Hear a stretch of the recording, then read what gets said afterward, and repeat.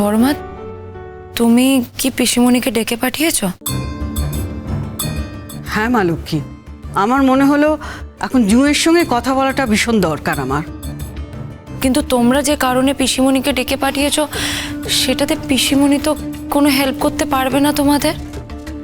মানে পিসিমণিকে প্লিজ কোনো স্ট্রেস দিও না এসব কারণে। মানলাম যে একদিন তিনি দিদির ভুল হয়ে গেছে, একটা বাজে একটা কন্ডিশনে ছিল তাই ফোন করে ফেলেছে, আর মনে হয় না করবে। আর করলেও যে তোমাদের বাড়ির ছেলে চলে যাবে এমনটা তো নয়। তাই বলছি এসব বিষয়ে আমার মনে হয় পিসিমণিকে না জড়ানোই ভালো। গুনগুন, তুই আমায় ক্ষমা করে দিস মা। পিসিমণি, তুমি কেন ক্ষমা চাইছো বলো তো? তুমি তো কোনো অন্যায় করোনি, তুমি কিছুই করোনি। তোকে আমি কি বলবো বল, তুই সবটা জানিস। ও আমার একটা কথা শুনবে না। আমি তো ভাবতে পারছি না যে একটা মেয়ে কি করে নিজের বোনের ওপর এতটা হিংসে করেছি। হিংসে নয় পিসিমণি, আসলে কি বলতো, ওনা আমাদের বিয়ের আগে থেকেই হয়তো সৌজন্যকে ভালোবাসতো, বিয়ে করতে চেয়েছিল, কিন্তু সৌজন্যই সেটা বুঝতে পারেনি।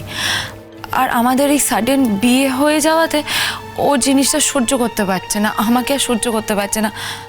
এর আগেও যে আমার সাথে ভালো করে কথা বলতো বা আমাকে খুব পছন্দ করতো এমনটাও নয়। কিন্তু এসবের জন্য দায়ী কিন্তু তুমি আমাকে এত ভালোবেসেছো না, এত কেয়ার করেছো। ও তোর মায়ের ভালোবাসা পায়নি, তাই হয়তো।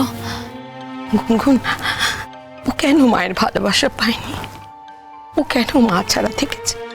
তুই সবটা জানিস গুনগুন। আমি তোকে আর কি বলবো বল নতুন করে? আমি তো ও বাড়ি থেকে ওকে নিয়ে আসতে চেয়েছিলাম গুনগুন, কিন্তু ওরা দেয়নি। ওর বাবার ওইসব কাণ্ড কারখানা দেখে আমার পক্ষে আর সত্যি সম্ভব হচ্ছিল না রে মা ওখানে থাকা। কিন্তু আমি তো ওকে নিয়ে আসতে চেয়েছিলাম সঙ্গে করে, ওরা ওকে আসতে দিল না কিছুতেই। আমি কি করবো বল? তারপর আমি বারবার ছুটে গিয়েছি ওর সঙ্গে দেখা করার জন্য। তো সব জানিস গুনগুন, তোর বাবা আমার দাদা বেচারা আমাকে সঙ্গে নিয়ে বারবার গিয়েছে ওখানে। ভীষণই শান্ত হবে, শুধুমাত্র ওর সঙ্গে দেখা করার জন্য। আমি জানি। তুই তো দেখেছিস যে তোর বাবাকেও কত অপমান করেছে ওরা। তারপরে কি আমার পক্ষে আর ওখানে যাওয়া সম্ভব বল? ও তো বড় হয়েছে বল, কিন্তু তারপরে ও কি কোনোদিন আমার সঙ্গে যোগাযোগ করার চেষ্টা করেছে? কখনো কোনো খোঁজ খবর নিয়েছে আমার? দুটো মিষ্টি করে কথা বলেছে, মা বলে ডেকেছে আমায় গুনগুন? পিসিমণি, না পিসিমণি শান্ত। আমি কি করবো গুনগুন তুই বল? আমি আছি তো। আপনাকে আর কতগুলো কথা বলবো বলুন তো আপনার মেয়ের সম্পর্কে। কিচ্ছু মনে করবেন না। এই যেদিন বরণ হলো সেদিন গুনগুনের বরণের ডালাটা ফেলে দিয়ে নিজের মাথা ভর্তি সিঁদুর পরে নিয়েছে। মানে জানেন, এবার আপনি বোঝার চেষ্টা করুন আমি কি বলতে চাইছি। হ্যাঁ, মেজদি ঠিকই বলছে। আর ওই ঘটনার পর থেকেই না আপনার মেয়ে কেমন অদ্ভুত আচরণ করছে। ও ভাবতে শুরু করেছে যে ও বোধহয় বাবিনের বউ। মানে সত্যি আশ্চর্য লাগছে। দিদি আমাদের মন মেজাজ কিন্তু সত্যি একদম ভালো নেই।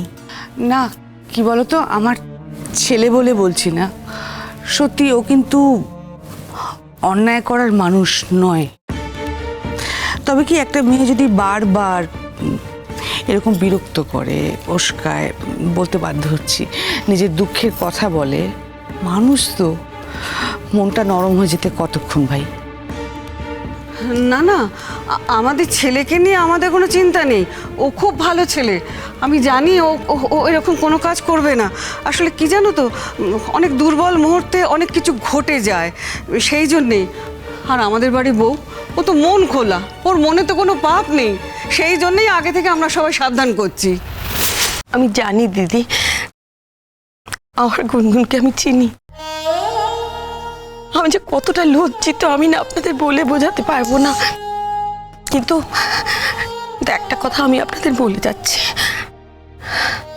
সে আমার নিজের মেয়েই হোক আর যেই হোক, আমার গুনগুনের সংসার যে ধ্বংস করার চেষ্টা করবে,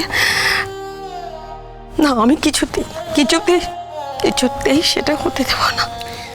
পিসিমণি, তুমি এমন কিচ্ছু করবে না বা কিচ্ছু বলবে না যাতে তোমাকে অপমানিত হতে হয়।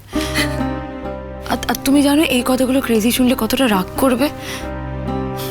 তোমরা তো সবাই জানো ওর মধ্যে কতটা আত্মসম্মান জ্ঞান আছে। আর সত্যি তো ও তো কিছুই করেনি, একটা রাত্রে মাত্র গিয়েছিল, তাতে কি হয়ে গেছে? একটা প্রবলেম হয়েছিল, গিয়েছিল, আমাকেও বলেছিল যেতে, বারবার বলেছিল যেতে, আমি যাইনি। আমি বলেছিলাম যে ওর একাই ওখানে যাওয়া উচিত। গুনগুন মা, এটা কিন্তু তুমি ভুল করেছো। কিছু কিছু জায়গায় স্বামী যখন যায় তখন স্ত্রীকে যেতে হয়, এটা বোঝো। আমি বিশ্বাস করি প্রত্যেকটা মানুষের একটা স্পেস আছে।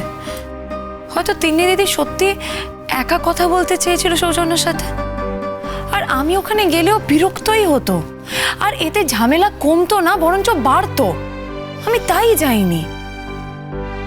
আর আমি তো একটা কথা বুঝতেই পারছি না, একদিন গেছে বলে কি বারবার যাবে? আর গেলেও আমি আমার বরকে বিশ্বাস করি, আমার পুরো ভরসা আছে ওর ওপরে। তোমরা কেন এভাবে রিয়াক্ট করছো আমি তো সেটাই বুঝতে পারছি না। গুনগুন, দেখো, তুমি বাবিনকে বিশ্বাস করো, খুব ভালো কথা, কিন্তু আমি তোমাকে একটা কথা বলে রাখছি, হাল ছেড়ে দেওয়া কিন্তু একদম ভালো না। তুমি কিন্তু হাল ছেড়ে দিও না। দেখো, আমাদের ছেলেকে আমরা জানি, সে খুব ভালো ছেলে, কিন্তু সে ভালো হলে তো হবে না, তার সামনের মানুষটাকেও ভালো হতে হবে। সে যদি সমানে তাকে পেছন ধরে টানে, খালি বলে যে তুমি না এলে আমি আত্মহত্যা করব, আমি মরে যাব, তা সে কি করবে বলো তো? হ্যাঁ, একটা বাইরের মেয়ে এসে আমাদের সংসারটাকে অশান্তিতে ভরিয়ে দেবে, এটা আমি কিছুতেই সহ্য করব না, কিছুতেই না। এটা আমি তোমাকে স্পষ্ট জানিয়ে দিলাম। দিদি,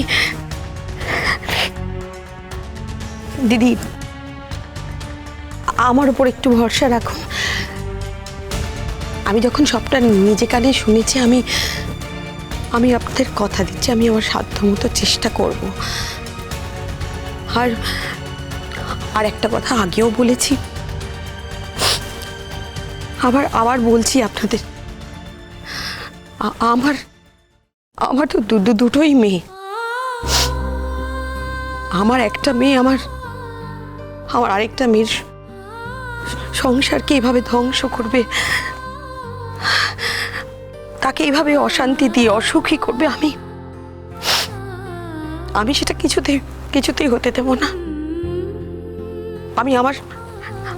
আমি কথা দিচ্ছি, আমি আমার সাধ্য মতো চেষ্টা করব, কিন্তু আপনারা প্লিজ সৌজন্যকে বলবেন যেন ওর কোনো ডাকে আর সাড়া না দেয়, তাতে ওর। পিসিমণি, তাছাড়া আর কি মা, কেউ যদি নিজেই নিজেকে মারতে চায় তাহলে তাকে কেউ বাঁচাতে পারে না। তাই বলে কেউ যদি চায় যে আকাশের চাঁদটা তার হাতে তুলে দেওয়া হবে, সেটা তো হয় না। আকাশের চাঁদটা যার হাতে থাকার কথা আর হাতেই থাকে। জানো, এখন তো আমার মনে হচ্ছে ওরা যদি দুজনে চাকরিটা একসঙ্গে না করতো তাহলে খুব ভালো হতো, কারণ এ তো রোজ সামনাসামনি হবে, দেখা হবে, কথা হবে, এটা তো ভালো হবে না। সেটা ঠিক, রোজ দেখা হবে, কাছাকাছি থাকবে, এটা কিন্তু সত্যি একটা অশান্তি। আমি তো এটাই বুঝতে পারছি না যে তোমরা এতটা ভয় পাচ্ছ কেন? তোমরা কি তোমাদের বাড়ির ছেলেকে একটুও বিশ্বাস করো না? যদি সত্যি বিশ্বাস করতে না, এতটা ভয় পেতে না। ও যদি জানতে পারে খুব কষ্ট পাবে, খুব দুঃখ পাবে। গুনগুন, দেখো, আগে থেকে কিন্তু সাবধান হয়ে যাওয়া অনেক ভালো। কোনো কিছু সর্বনাশ হয়ে গেলে কিন্তু তুমি সেখান থেকে ওকে উদ্ধার করে আনতে পারবে না। আর সেই জন্যই তো তোমার পিসিমণিকে এখানে ডাকা হয়েছে, এইসব ব্যাপারে আলোচনা করব বলে। পিসিমণি, তুমি কোনো অন্যায় করনি, তুমি তোমার মুখ কালো করে থাকবে না। আর যেমন তুমি বললে না যে তুমি আমার সংসার ধ্বংস হয়ে যাবে, সেটা তুমি দেখতে পারো না, ঠিক তেমনই তিন্নি দিদি তোমাকে অপমান করলে আমি কিন্তু সেটা সহ্য করতে পারবো না। আর আমি খুব ভালো করে জানি যে তুমি তিন্নি দিদির কাছে গেলে তিন্নি দিদি শুধুমাত্র তোমাকে অপমানই করবে। তাই তোমাকে বলছি, তুমি তিন্নি দিদির কাছে যাবে না, কিছুতেই না। আপনি একটু বসুন না, আমি এক্ষুনি চা নিয়ে আসছি। না, থাক ভাই, চা খাওয়ার দিন তো পড়ে আছে, আমি আবার আসবো। আসলে আপনারা এইভাবে চটজলদি ডেকেছেন, আমিও তাড়াহুড়ো করে চলে এসেছি। তুমি রাগ করলে না? না রে মা, আমি জানি পিসিমণি তুমি খুব কষ্ট পেয়েছো, তাই না? না রে মা, তবে কি জানিস, শত হোক নিজের সন্তান তো, পেটে ধরেছি, কষ্ট করে জন্ম দিয়েছি, সে যদি আজ সকলের সামনে এইভাবে মাথা নিচু করে, ভালো লাগে না রে গুনগুন? তুই বল, আমি কি আশা করেছি গুনগুন? কিচ্ছু না। আমি আমার দাদার সংসারে একটা বোঝা হয়ে আছে। না পিসিমণি, আমার নিজের পেটে সন্তান, সে চাকরি করে, একটা খবর নেয় না আমার। আমি তোর কাছে কিচ্ছু চাইনি, কিচ্ছু চাইনি, কিন্তু যার সংসারে আমি আশ্রয় পেয়েছি গুনগুন, আজকে যদি তার সন্তানের ক্ষতি করার চেষ্টা করে, আমি কি করে দাদার দিকে মুখ তুলে তাকাবো? না পিসিমণি, পিসিমণি সব ঠিক হয়ে যাবে পিসিমণি। এই তো আমি আছি, দেখো দেখো আমি আছি তোমার সাথে, দেখো। হ্যাঁ, আমি তো কিচ্ছু চাইনি ওর কাছে, শান্ত শান্ত। শুধু এইটুকু চেয়েছিলাম যে আমার এই সম্মানটুকু বজায় রাখুক।